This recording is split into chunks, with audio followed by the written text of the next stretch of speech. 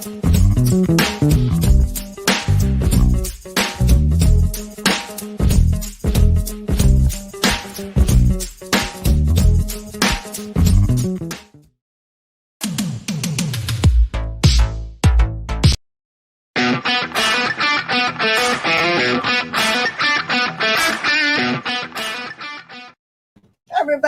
and welcome to the experience. This is Talking Shop. I'm Miss Jen. Welcome, everybody. Hey, this show is perfect because it gets you all the information you need to know to get the books that you want to read this week into your pull boxes, because we get you on Monday, and you have Tuesday and Wednesday morning, essentially, to make sure your shop knows that you want them in your box.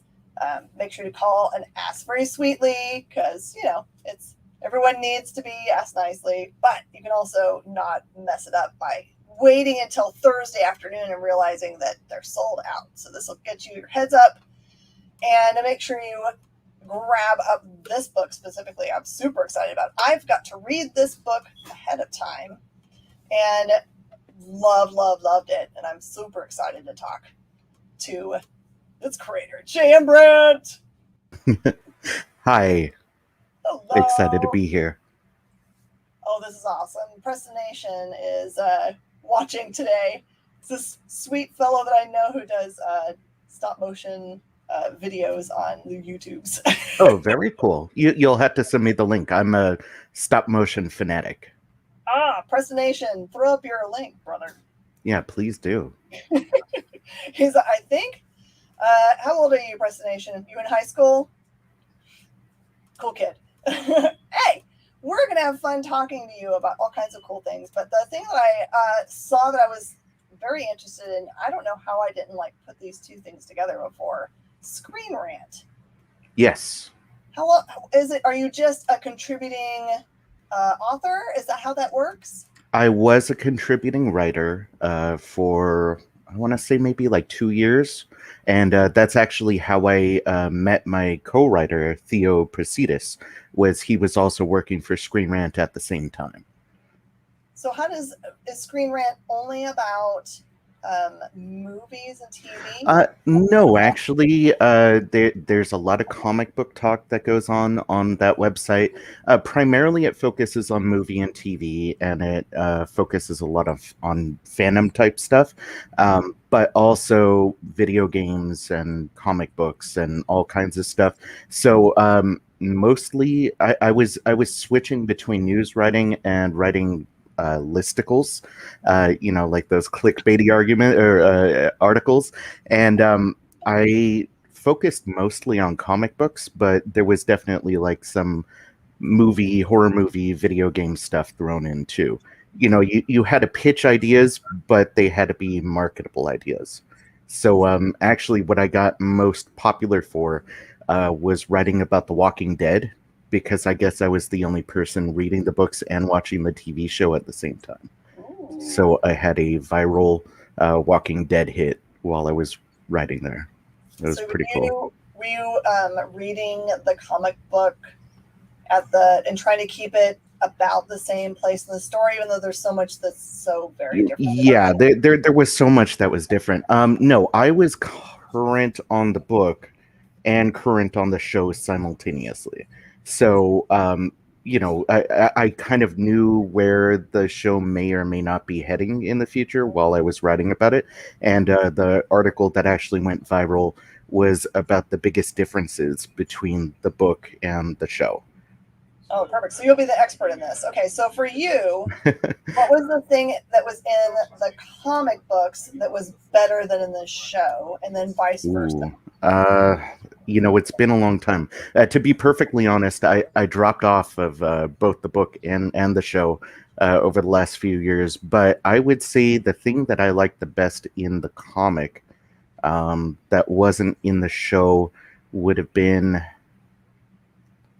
I guess, the way that they handled the prison was much better in the comic, as far as I'm concerned. It was really, really depressing and and just the plot lines that wound up happening, and how Michonne was involved, and Carol specifically was like just a very different character in the book, and she tried convincing, I'm gonna forget her name now, Rick's wife. I'm blanking on her name. Tried basically becoming a throuple with Rick and his wife in the prison, and then got shot down. That's right, Lori. Yeah, Lori. I couldn't say one of those senior moments, but tried convincing her to have a throuple, and when she was like rebuked, she went ahead and like did a suicide by zombie, which I thought was pretty cool. Yeah. And then the best thing in the show, I think they handled. That's a good question. I liked Terminus, actually. I liked what they did with Terminus in the show. So scary. Yeah, just a little bit. The craziest reveal in the show, it was handled so well, was the giant wall of aquarium heads. Mm-hmm. Yeah, from the governor. Yeah. That's fully creepy.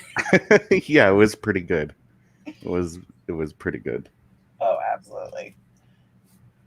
So I also have seen that you're also a movie nerd.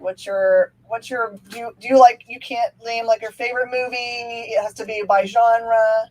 No, I do have like a favorite movie altogether, which I say is Requiem for a Dream, the Darren Aronofsky movie. Oh, wow. Yeah. There's something wrong with me, I know. But I do tend to lean horror as far as movies go, and I'd say my favorite horror movie is between The Thing and Evil Dead 2. Okay, so that's funny, because are you talking about the John Carpenter's The Thing? The John Carpenter Thing, yeah. My dad was super sweet. I used to watch a bunch of B-horror flicks back in the day. Mm-hmm. When I was, junior high. And I begged my dad to take me to that when I think I must have been 13.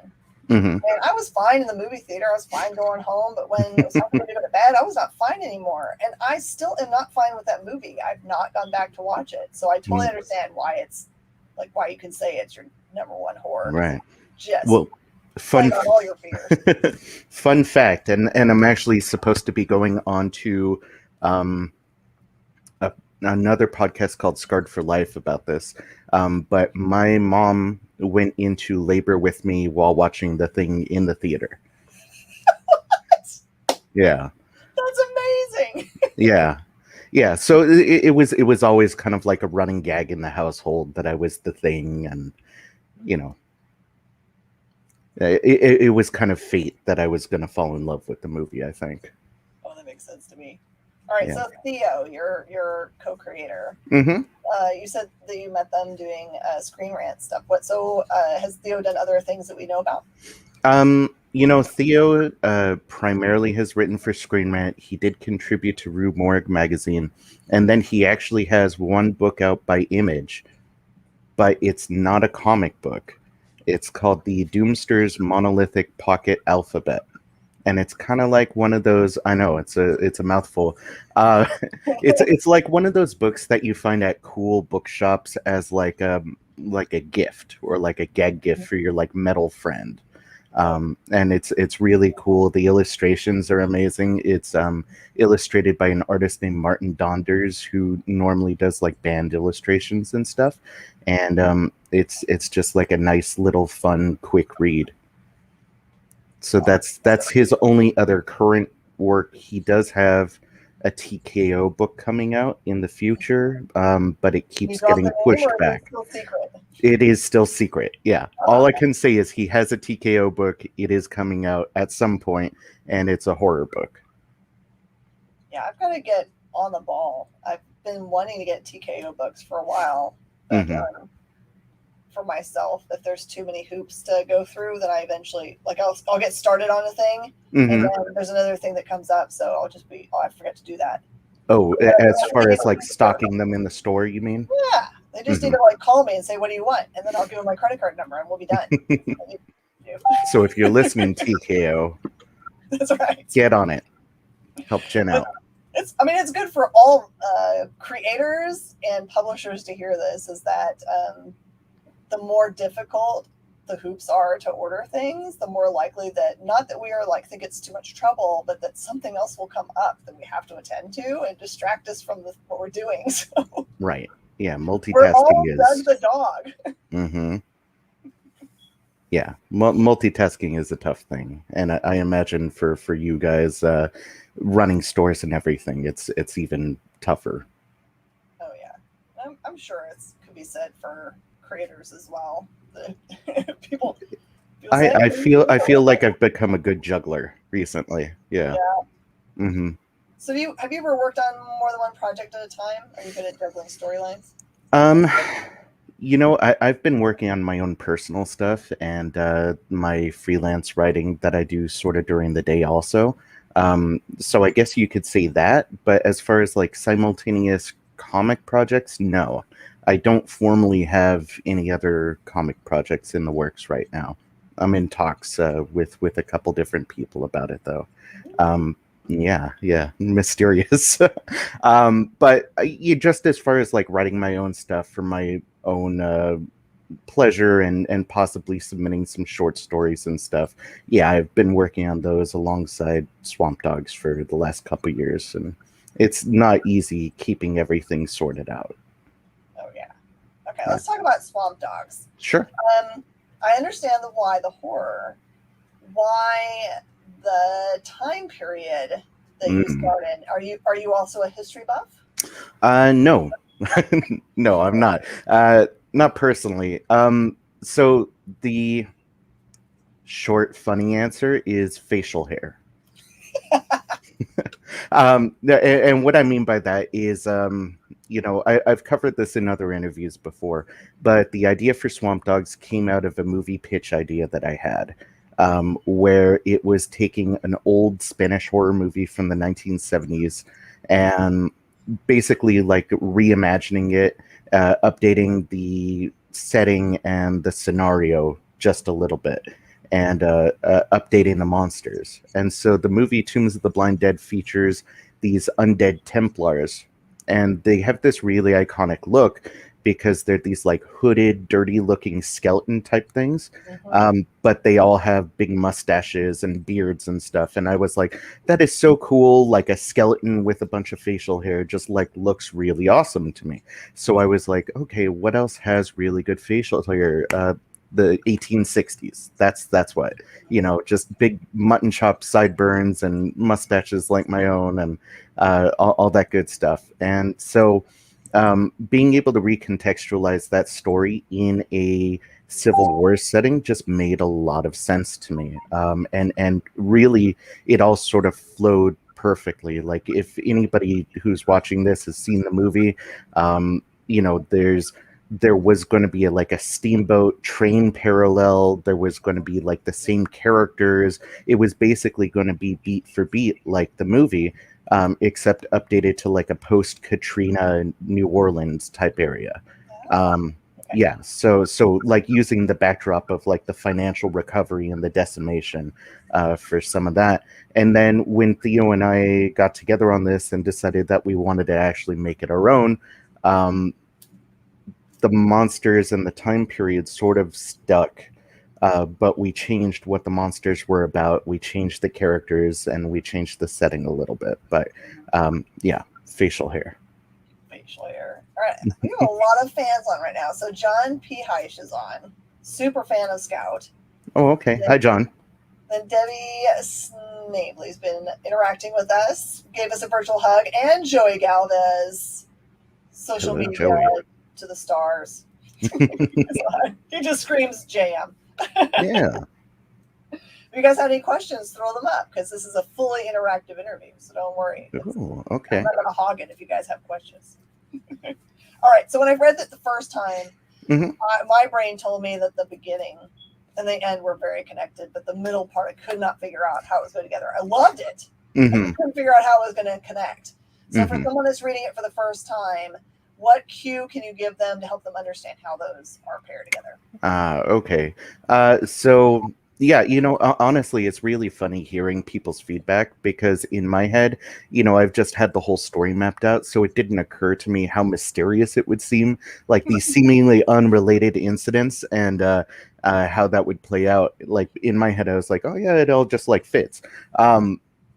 So the way that it all fits together is that those women will run into those soldiers who are dead and are now coming back, and that's pretty much all I can really say without giving too much away. And are coming back? Wait up. Voodoo is an interesting thing in the book, so Oh, I love it, and yeah. I love the two girls' relationship. Mhm. Just like awkward meeting. Hey, you're cute. Yeah. I mean, we wanted to walk the line between sort of being representative and showing, queer women, but also not ignoring sort of the titillating side of like the genre that we're working in. Grindhouse horror has sort of like that history of being exploitative, and we didn't exactly want to be exploitative, but we wanted to keep the sexiness intact. So yeah, like an awkward first meeting that becomes like a really emotional thing, I think was the way to go. So you have your romance, but then you also have your cheesecake.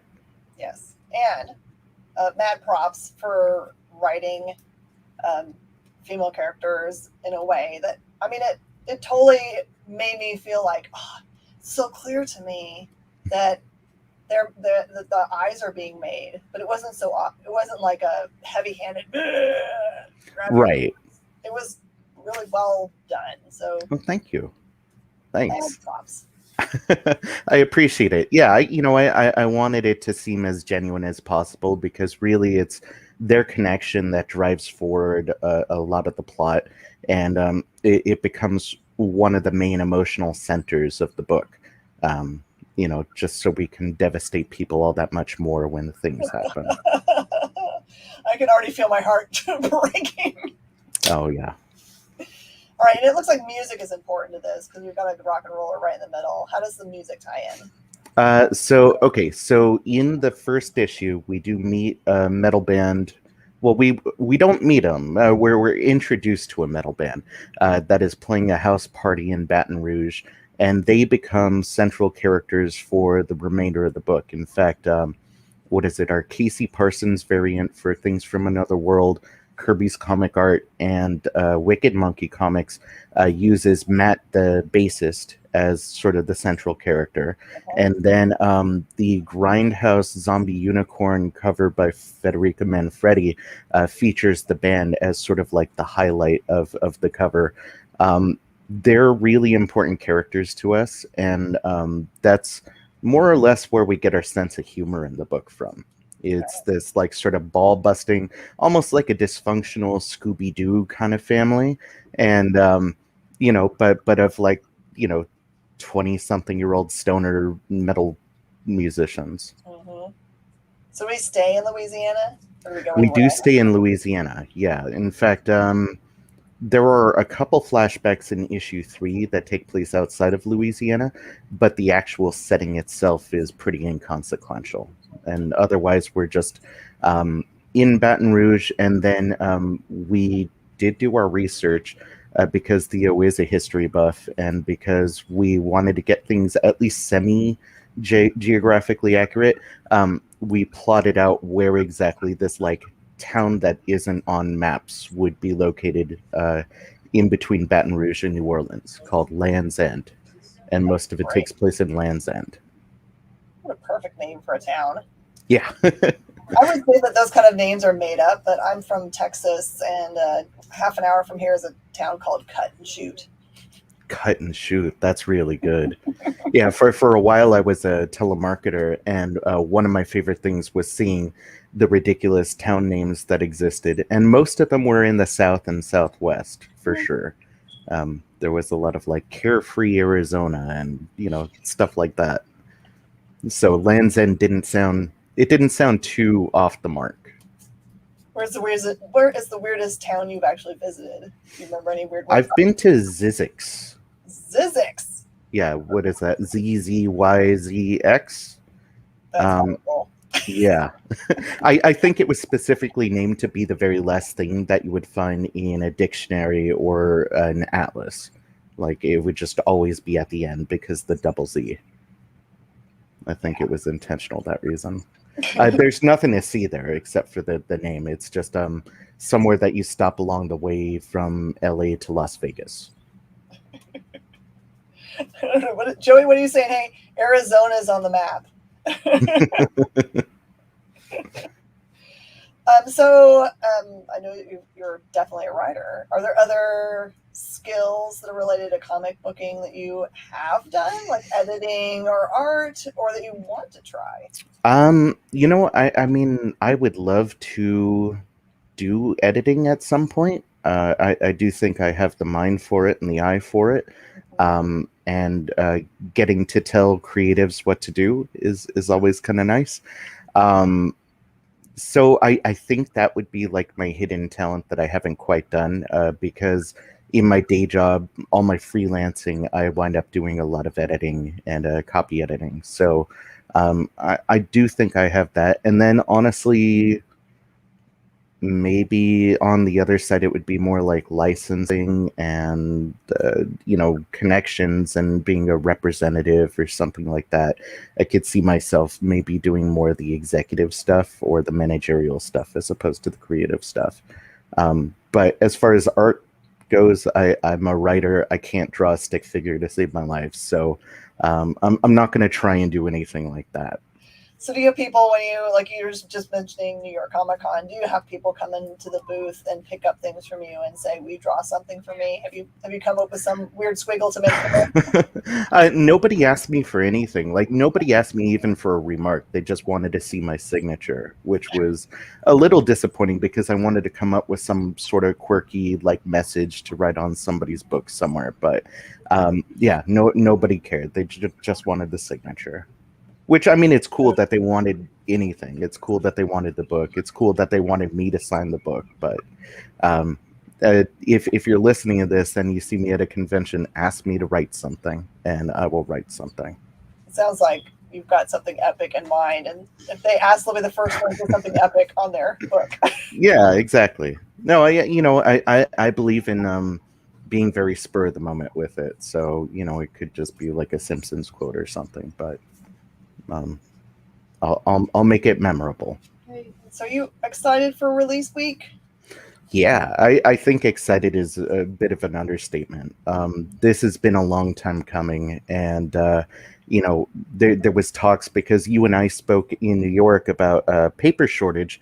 There was a fear that our book would be delayed even more than it already was. Our original release date was the 13th, so we're only 2 weeks delayed.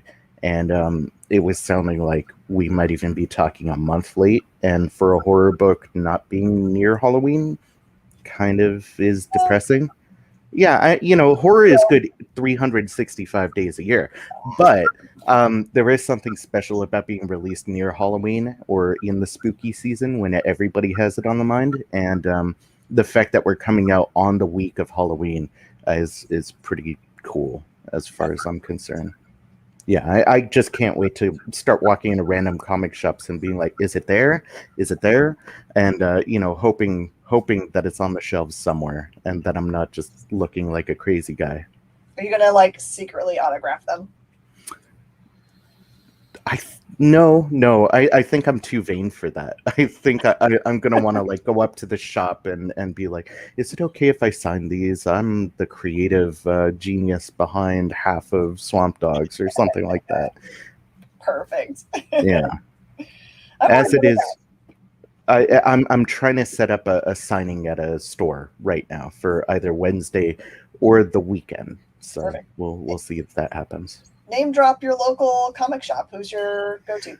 My local comic shop for the last several years is House of Secrets in Burbank.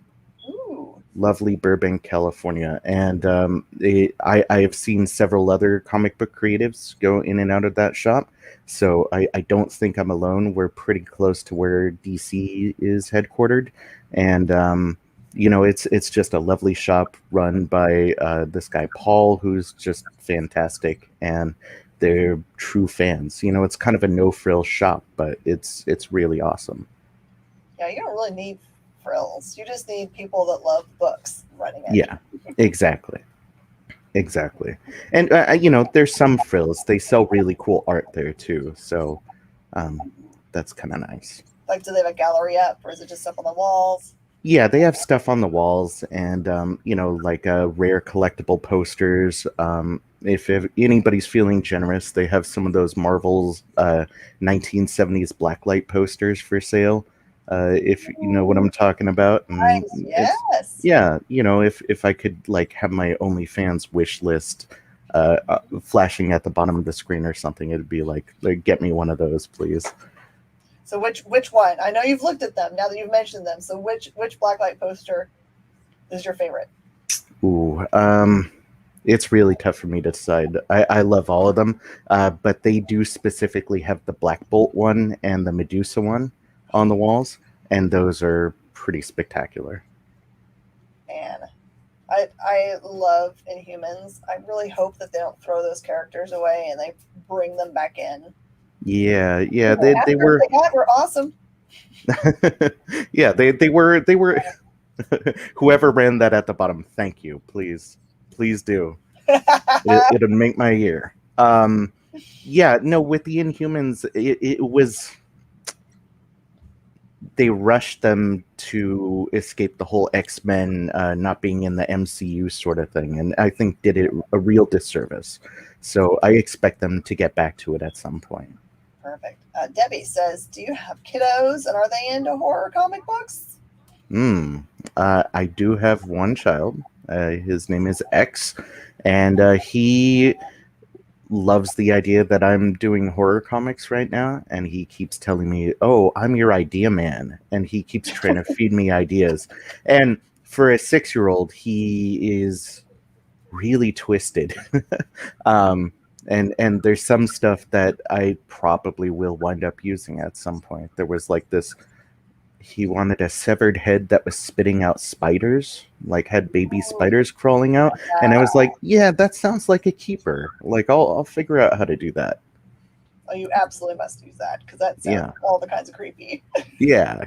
And, he's got a lot of other ideas too. In fact, one idea that I do plan on pitching at some point is like a sci-fi concept that he came up with. So. Perfect. Yeah. All right. So we're in the last couple of minutes. Where should people follow you? Okay. So the social media handles for everybody is available on our website at swampdogscomic.com. So that way, like, if you can't remember everything, like swampdogscomic.com has everybody's everything. But you can find me on Instagram at j.m.brandt, BRANDT, and on Twitter at MRJMBrandt, like Mr. JM Brandt. And then we have a standalone Swamp Dogs Instagram, which is at Swamp Dogs Comic. And that's got, information about who's appearing where and what covers are coming out and all that good stuff. What's your next show? Good question. Maybe LA Comic Con? Okay. Yeah. Sounds like it's close to home. It is, yeah. Yeah, it's a subway right away. And the production team says to thank X because they're going to have nightmares tonight. All right, sounds good. I'll be sure to let them know. Thank you so much for your time, Jam. I'm super thankful. No, thank you for having me. Hand selling this bad boy on Wednesday. All right, sounds good. Thank you so much. Thank you so much. And everybody out there in the EXP land, stay tuned after the break. Joshua Werner will be here with us to talk about his new book that's coming out, The Winchester Mystery House. See you then.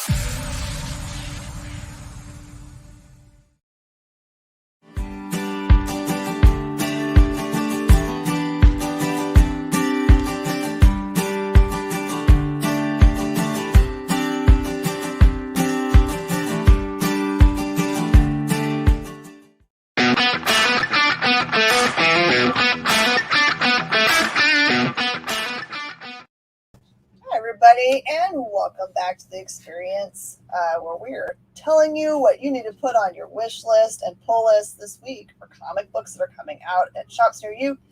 If you don't have a home shop, you should use comicshoplocator.com and the zip code for wherever you're hanging out, and it will give you all kinds of options. Go try out something new this week. And coming up right now, our good friend Josh Werner from SourcePoint Press, Oxeye Media, etc. Hey, how's it going? Going so good. Oh man, I'm telling you, New York Comic Con was so much fun. Thank you for putting on such a great party. It was so much fun. Yeah, that finale was a doozy. Oh man! So for anybody that doesn't know, SourcePoint's an awesome company under the banner of Oxeye Media, and they've got all kinds of other. They've got gaming division, Deepwater Games. So they do everything: entertainment, toys, games, comic books, graphic novels. Who knows what's next, right? Yeah, it's kind of amazing. We've just turned into this multi-headed beast.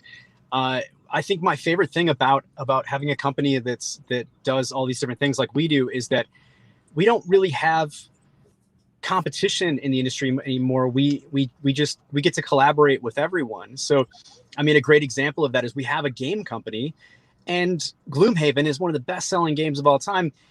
We don't need to compete with Gloomhaven because they don't have a comic book series. So we can just collaborate with this, what would otherwise be a competitor for our game division, over at our comic division. And then vice versa. Like, we can't compete with amazing books like Rat Queens at Image. So why bother? We'll just collaborate with them and make them a board game. It's a really cool way to get to work with, pretty much anybody and everybody, and get to kind of like, embed ourselves into all the favorite things that we love without having to try to like steal some piece of the pie from some, other publisher. It's fun that way. I think Kyle's putting up, they made us a commercial with Chris Tadlock's beard. Oh no. So that broke up really bad on my end. I might be in a bad service area. Can you say that one more time? Yours looks great. So it looks like you made us a commercial with Chris Tadlock's beard. Oh yeah. Yeah, that commercial was fun.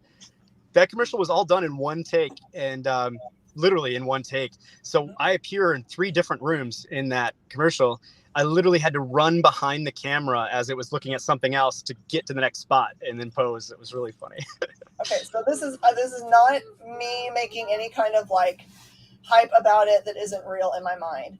When that commercial comes on, because it does, we use it a lot because we love it so much, the music makes my head say, this is a happy thing, and I have to go watch it. Like, I've watched it, I don't know how many times. I still run to go watch whatever it is in this commercial that makes it magical. It is magical. I feel the same way. I really love it. I've watched it so many times too. I'm sure if you're in the creative process, it feels a little different. I'm sure you see all the whatever, if there are any flaws in it, only you know about True. them. Yeah. So you guys have grown leaps and bounds as a company. So what was the first part of the company? Was it the comic books that started everything, or the games? What was the beginnings? Yeah, so the company first started off with SourcePoint, which was founded by Trico Lutkins and myself in 2012. We didn't put out our first publications until 2013, though. We were still developing them in 2012. We put out about a dozen or so things in our first year. And then by 2015, we brought on Travis McIntyre as editor-in-chief. And then Deepwater is something that's been like the youngest company out of the 3. N3 had developed as strictly a company under Nolan Nasser. And then together, a few of our people created Deepwater, and then we all kind of merged into one big beast. But yeah, SourcePoint's been around the longest. So in some weird way, Oxeye Media kind of started at my kitchen table and in the trunk of my Ford Focus long time ago. Well, I can tell that it has all the love and passion put in it, because I feel that from everybody that's involved. Like when I go and hang out with everybody, it doesn't feel like I get a paycheck, I'm here to earn it. It feels like I'm here because my creative process is respected and I love doing it. That's super true. Everyone, all of our employees are so dedicated. It's almost like working here is more of a lifestyle choice than anything. It's like we take it on to our fullest. We all love and care about this. Nobody's just punching in and out. And that goes all the way down to our creators too. I mean, even though we're working with creator owned comics and we're just publishing these people, they're not our employees. They go out there and they root for us, and they do everything they can to support this company like it's a family. And it's a dream come true, honestly, to see it become a home, you know. So many people feel at home at SourcePoint, and that's a great feeling. So another great feeling has to be that for the Gary Reed Award that's going to happen at Rose City, that 4 members of your company have been nominated, which is a huge thing. That was pretty cool. Yeah, I was taken aback. I was very surprised. They tricked me into an interview, and I thought it was going to be about Winchester, and then they had, announced me, in front of me that I was one of the nominees, the final nominees, and I was blown away. And now, like, seeing everybody, Drina and Garrett and Christy, I'm just so thrilled. No matter who wins, we all win, and we all feel it. It's pretty amazing, and it's so cool to. I'll tell you a secret. When talking to any of those 3 people, they say that the clear winner is you. I've talked to them individually, and that's what they all said. That's what they're. Oh man, you broke up right at the end there, but I think I caught what you said. Did you say they think they're guessing who's going to win? Mm-hmm. Yeah, all 3 of them individually, when I talk to them, think that you are the clear winner. They love you. Oh man, that's very sweet to say, but to be honest, I really don't think that's the case. I'm so much more of a behind the scenes person as far as like my involvement in so many comics, that a lot of people just they don't necessarily associate my name with a lot of this stuff. So I don't expect that to be the case. But because of what the award means and what it's supposed to do, I think they feel like you fit that you raise up so many people, and that's exactly what the award says. That's incredibly. That means the world to me. Gary was a dear friend, and he gave me my first work in comics. It was after Caliber had ended, before it had come back. So my first work in comics was mostly at Binary and some stuff at Desperado and all of his other businesses he was working with. And then when he brought Caliber back, he kind of tagged me along to do a bunch of freelance stuff for him. And when I was talking to him about forming SourcePoint, he the first thing he said was, "Don't do it." And yeah, and then when he was like, "Okay, you're gonna do it anyway, right?" And I was like, "Yeah, I think so. I really want to do this, and I really want to follow in the footsteps of your kind of your kind of approach to comics, and what you did with Caliber for Comics became a template for so many other companies like Image." And he gave me lots and lots of wise advice from day one. He was a big help. And then when Travis came on board, he was a big help to Travis and I both. He really guided us through some treacherous waters of trying to figure out what we were doing. And then the very last thing that he wrote, the last comic series he wrote, wasn't one for Caliber. It was actually one for us. And he was sitting at my table with me at a convention, signing copies of his book for SourcePoint just a few days before he passed away. And it was just a huge shock to all of us, and such a huge loss for the whole industry. But to even just be nominated for this is just means the world. Gary was such a mentor, and I'm so humbled and proud to be amongst my friends and collaborators, all following in his footsteps. From what I understand from talking to folks, there are quite a few companies that can trace their roots to his being inspired by him.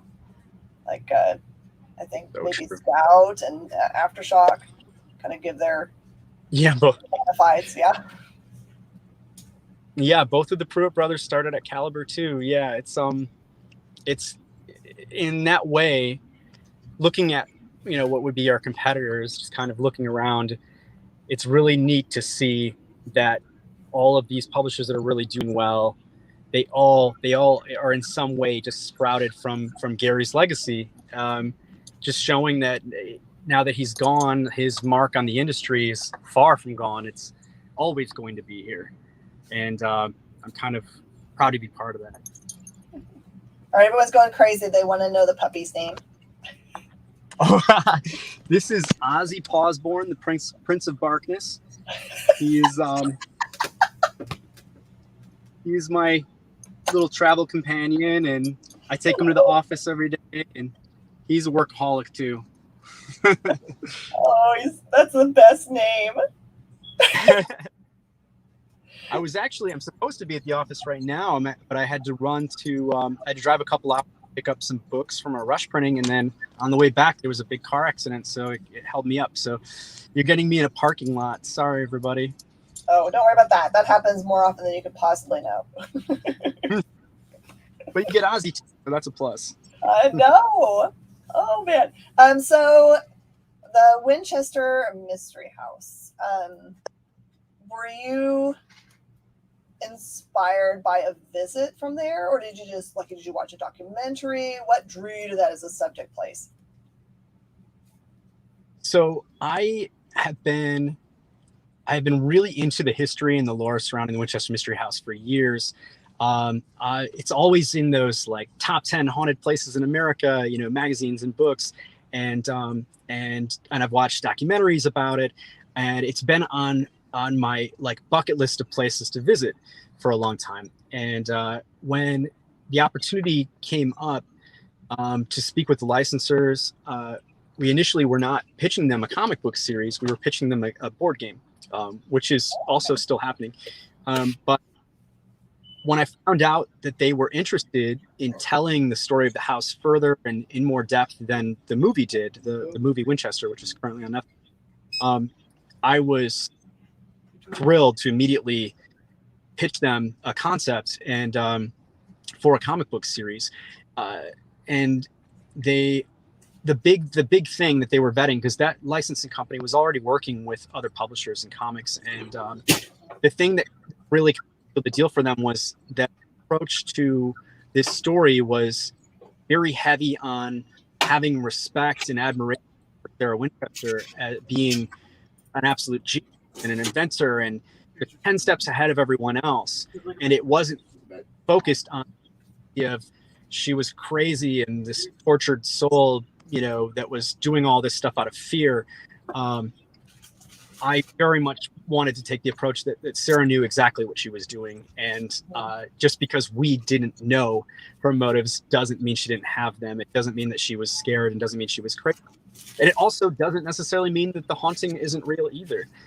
There's so much more to this than what like typical lore kind of digs into and scratches the surface. So once we got to talking, they really loved my concept for it. And initially it was meant to just be a pitch. And then from there we would go find a writer. But in the end, I ended up being the right person to write it, because I was already felt so passionately about the house. And no, I had not at the time, and still never been there. But I have now. I flew out there for a special event that we held at the house, where we invited a bunch of media and press to come test out the board game, actually. And then we ate food, and then went through a tour of the house in the dark with flashlights, and just a really good time. And I have to say, it lived up to everything that I had hoped for. At this point, I had done about 24 virtual tours, trying, just getting lost in the house, trying to look at every single possible room. I'd read every book and looked at every photo, just writing these scripts, and to see it in person was just, it's a magical place, hands down. It was really incredible. I can't wait to go back. Yeah, my only experience at the house was when I was pregnant with my oldest son, and I was fine in the entire tour, but when we got to the seance room, I started feeling really bad, and I went through an easy pregnancy. There was no, I didn't have any morning sickness or anything. It felt so bad I had to leave the house. So that was my only experience. I don't know what it was. I could have just been tired of being on my feet, but it felt very much like I was like, this room is not for me.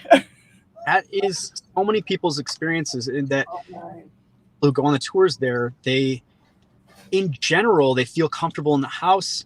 They're engaged, they're enjoying the tour, but then there's particular rooms where their mood just completely changes. And I felt the same. There was, so I'm there from a totally different perspective of everyone else. I'm there. I want to look at every single detail. I want to look at every crack. I want to be able to have reference for comic panels later. I don't want a single thing, but there are certain rooms that that felt almost oppressive. Like you needed to get out of them. You just needed to get to the next room. You didn't want to be in that room anymore, which was not a feeling that I should have been feeling at all. I wanted to be in every room for hours. I didn't want to be rushed. I knew that I was going to take the longest on the tour because I wanted to see everything.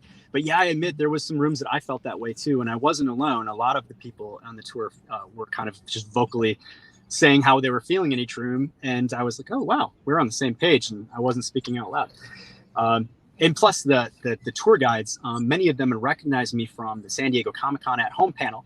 And so they were like, oh, you're the writer for the comic book series, right? I said, yeah, and it's nice to meet you. And they were like, I need to talk to you right now.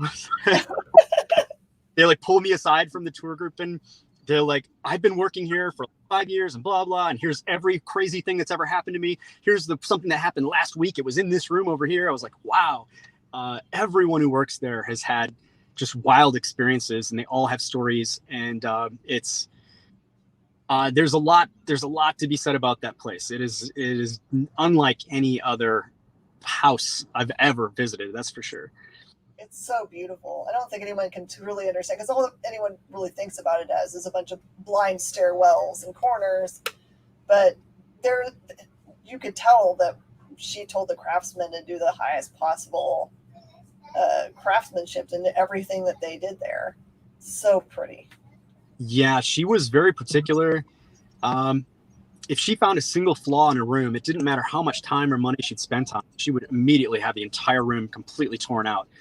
The house would, honestly, for 38 years of consecutive construction, would be a lot bigger than it is if it weren't for, well, one, the earthquake tearing half of it down, but two, the fact that she redid entire wings of it over and over and over. It got to the point where they had so many like finished pieces of room that didn't get used, that were hand carved, and they had all these amazing people who traveled from all over the world just to work there every day, had done all this work on it, that the foreman started hiding a whole bunch of little finished elements. It'd just be like a knob or a piece of stairwell or something, and he was hiding them all in this big shed behind his house on the property. And when she passed away, they found a whole room full of just pieces, so that they could try to maybe recycle them back into the house when Sarah had another room that she wanted something similar. And because there was just so much craftsmanship that nobody wanted to see any of it go to waste. And that includes stained glass windows. The number of stained glass windows that weren't even in use when she passed away, but were finished being constructed, were just phenomenal. Yeah, it's a really incredible place. For those who've never been there or don't know even about it, I highly recommend checking out some documentaries and seeing some pictures. It's incredible. The other thing that's kind of interesting about it is that you kind of envision it being in a neighborhood, but it is the only house. There's nothing Right. around it. They originally it had a ton of land, surrounding it. They had a lot of orchards that were on the property, and they had to sell off a lot of the land to be able to keep the house, to afford it. So it is kind of its own little mini lot, kind of right in the heart of Silicon Valley. So there is city built up around it, but it's not next door to anything per se. It's very standalone, very unique. But they did unfortunately have to bring it in quite a bit. So the property line just kind of follows the shape of the house now, just extends outward a little bit. But it used to be much further off the road and much more private. Sarah was huge on privacy, so she had set everything up so that no one could see what was going on back there, and that kind of led to tons and tons of town gossip. The neighbors, who basically were pretty far away, were always constantly walking along the gates and trying to see through the hedges and figure out what was going on back there. They always saw hundreds of workers coming and going, and there was noise all the time, and they didn't know what she was up to, and she was just the cause of a lot of gossip. So at the middle of everything that's crazy about the Winchester house is kind of the haunting tales. Do you have a personal, not necessarily from there, but do you have a personal experience with any haunts in your life? Yes, I do. I've had a few experiences over the years. I won't bore everybody with some of the details, but I'll tell you something recent that's kind of applicable. We just moved our office and our warehouse to the old historic district in downtown Saginaw. So we had the option to get a very nice new office and warehouse for about the same price, and instead we chose this building that's been sitting empty for years and is in disrepair and needed a lot of work and a lot of love, because we really wanted to be part of kind of bringing back some of these old buildings that are in Saginaw. There's some beautiful old architecture, and this particular building, I believe part of it was built in the late 1800s and then the rest of it was built in the early 1900s. It's very, very old, and it is right next door to another one of the oldest buildings in all of downtown Saginaw, which is thought to be one of the most haunted places in all of Michigan. And it has multiple like documentaries about it. In fact, our entire block has documentaries about it. There's we're just off Hamilton Street, and there's, if anybody who's got Amazon Prime can watch A Haunting on Hamilton Street and A Haunting on Hamilton Street 2. And 2 is about our neighboring building right next door. What people don't realize is that old downtown Saginaw it's right off of the Saginaw River, which goes up into the bay, which goes up into the Great Lakes. So it's one of the oldest cities in Michigan, because that's where all of the loggers were moving, logs up the river. That's where all of the fur traders were. That's where all of the business was.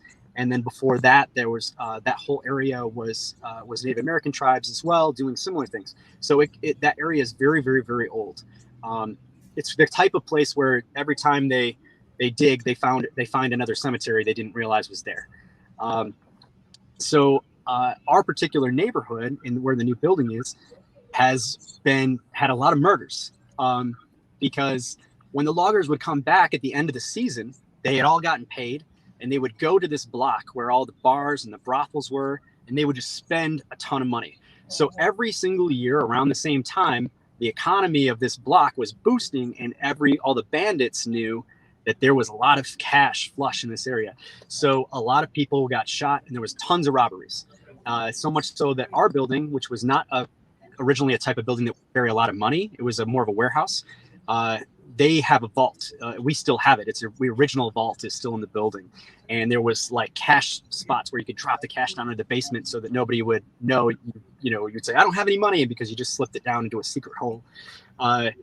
So anyway, this building is very old and has a lot of history, and I have experienced some very strange things happening in the building.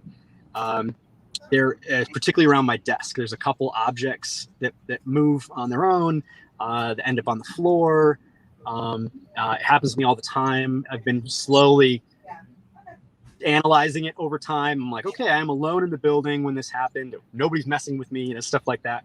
So little experiences we've definitely had in this building. It's kind of cool. That's awesome. You should just start a documentary in your own office. Just put cameras up. It's a pretty cool place. Wait for you to come visit it. You haven't seen it yet. I need to totally come. I definitely want to.